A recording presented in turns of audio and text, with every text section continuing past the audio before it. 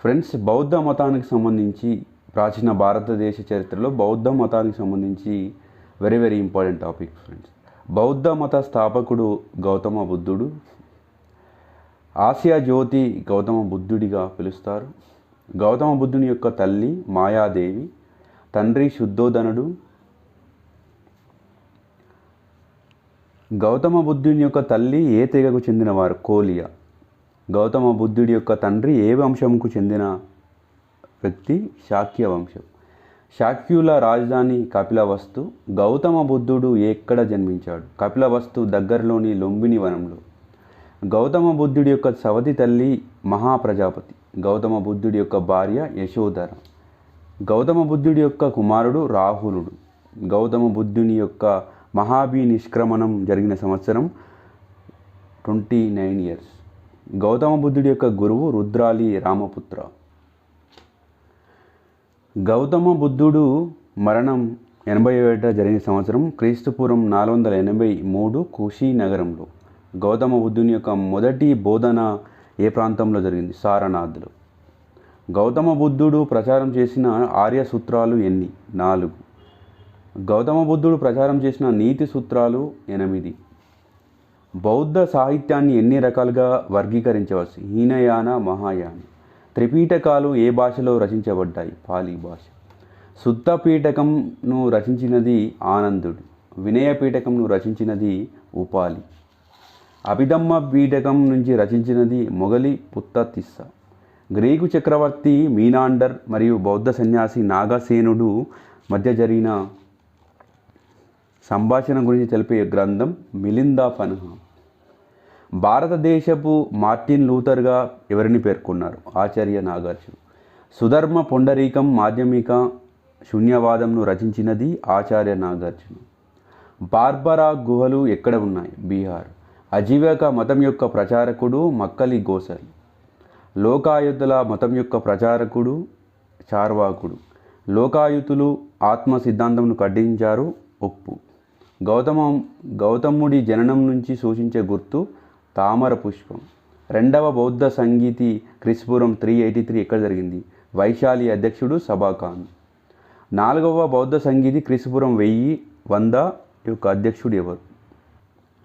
అధ్యక్షుడు వసుమిత్ర కాశ్మీర్. మొదటి బౌద్ధ సంగీతి మహాకాశ్యపు అధ్యక్షతన ఎక్కడ జరిగినది? రాజగృహలో క్రీస్తుపూర్వం 483. 3వ బౌద్ధ సంగీతి మొగలి పుత్తతిస్స అధ్యక్షతన పాటలీపుత్రం క్రీస్తుపూర్వం 250. ఈ కింది వాటిలో సరికానిది? బౌద్ధ మతం జైన మతం రెండూ భగవంతుని ఉనికిని వ్యతిరేకించాయి. కరెక్ట్. బౌద్ధ మతం జైన మతం రెండూ వైదిక మతాచారాలను ఖండించాయి. బౌద్ధ మతం జైన మతం రెండూ కుల వ్యవస్థను వ్యతిరేకించాయి.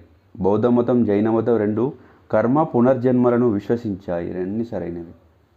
మహాజనపదాలకు సంబంధించి మహాజనపదాల సంఖ్య 16. మహాజనపదాలలో స్వతంత్ర రిపబ్లిక్ రాజ్యాలు 2 గాంధార, కాంబోజా. మహాజనపదాలలో రాచరిక రాజ్యాలు 12. మహాజనపదాలలో సమాఖ్య రిపబ్లిక్ రాజ్యాలు వజ్జి, మల్ల. మహాజనపదాల మధ్య తరచూ ఏ ప్రాంతం కోసం యుద్ధాలు జరుగుతూ వచ్చాయి? గంగా యమున మైదానం కోసం. మహాజనపదాలలో మొదటి సామ్రాజ్యంగా అవతరించిన రాజ్యం ఏది? మగధ. మగధ సామ్రాజ్యాన్ని పాలించిన మొదటి రాజవంశం బృహద్రథ. బృహద్రథ రాజవంశంలో గొప్ప రాజు జరాసంధుడు. బృహద్రథ రాజవంశ రాజధాని గిరివజ్రం. బృహద్రథ రాజవంశంలో చివరి రాజు రిపుంజయుడు. అరియాంక వంశం బింబిసారుని గురించి వెరీ వెరీ ఇంపార్టెంట్. రిపుంజయుడిని సంహరించి అరియాంక వంశాన్ని బింబిసారుడు ఏ సంవత్సరంలో స్థాపించారు? క్రీస్తుపూర్వం 544. ఏ రాజ్యం యొక్క తన రాయబారిని బింబిసారుని రాజ్యంకు పంపించాడు? గాంధార. బింబిసారుడి పరిపాలనా కాలం క్రీస్తుపూర్వం 544, క్రీస్తుశకం 493. అజాతశత్రువు గురించి. అజాతశత్రువు మగధ సింహాసనాన్ని అధిష్ఠించిన సంవత్సరం క్రీస్తుపూర్వం 493. అజాతశత్రువు ఏ రాజ్యంను మగధలో కలుపుకొనుటకు 16 సంవత్సరాలు యుద్ధం చేశాడు? వజ్జి. అజాతశత్రువు ఏ గ్రామంలో జలదుర్గంను అను కోటను నిర్మించాడు? పాటలిలో. అజాతశత్రువు తర్వాత మగధ సింహాసనాన్ని అధిష్ఠించిన రాజు ఉదయనుడు క్రీస్తుపూర్వం 461 444. రాజధానిని పాటలీపుత్రానికి మార్చిన అరియాంక వంశరాజు ఉదయనుడు. అరియాంక వంశంలో చివరి రాజు నాగదాసక. శిశునాగ వంశం శిశునాగుడు. శిశునాగ వంశాన్ని స్థాపించిన రాజు శిశునాగుడు. రాజధాని పాటలీపుత్రం నుండి రాజగృహకు మార్చిన శివనాగ వంశరాజు శిశునాగుడు. కాలాశోకుడు. శిశునాగుడి తర్వాత మగధ సింహాసనాన్ని అధిష్ఠించిన రాజు కాలాశోకుడు. కాలాశోకుడిని మరియు అతని 10 మంది కుమారులను వధించిన నందవంశపు రాజు మహాపద్మనందుడు. శిశునాగ వంశ రాజు కాలంలో 2వ బౌద్ధ సంగీతి వైశాలిలో జరిగినది. కాలాశోకుడు. నందవంశం గురించి. ఉగ్రసేనుడు అను నందవంశ రాజుకు గల మరొక పేరు మహాపద్మనందుడు. రచనల ద్వారా మహాపద్మనందుడు శూద్రుడని తెలుస్తుంది. గ్రీకు రచనల ప్రకారం కొన్ని పురాణాల ప్రకారం నందవంశ రాజుల సంఖ్య ఎంత? నందవంశల రాజుల ప్రకారం 9. నందవంశ రాజులలో చివరివాడు అగ్రమిస్ ధననందుడు. Please subscribe to Telangana Prathibha YouTube channel friends. Alexander దండయాత్రలు. మహాజనపదాలలో గాంధారాను పర్షియన్ చక్రవర్తి మొదటి డేరియస్ ఆక్రమించిన సంవత్సరం క్రీస్తుపూర్వం 540. పర్షియన్ చక్రవర్తి మొదటి డేరియస్ సింధును ఆక్రమించిన సంవత్సరం క్రీస్తుపూర్వం 514. భారతదేశానికి ఖరోష్ఠీ లిపిని పరిచయం చేసిన వారు పర్షియన్లు.